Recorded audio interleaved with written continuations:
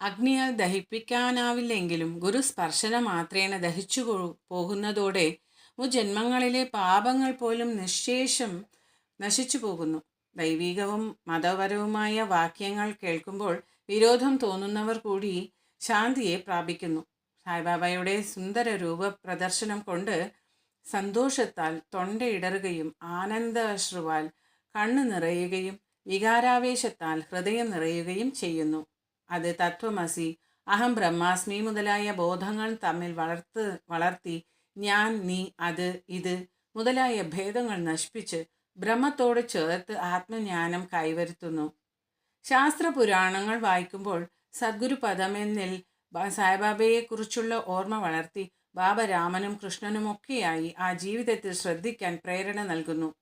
ഉദാഹരണമായി, ഞാൻ ഭാഗവത പാരായണം ശ്രദ്ധിക്കുമ്പോൾ സായി പാദാതികേശം കൃഷ്ണനായി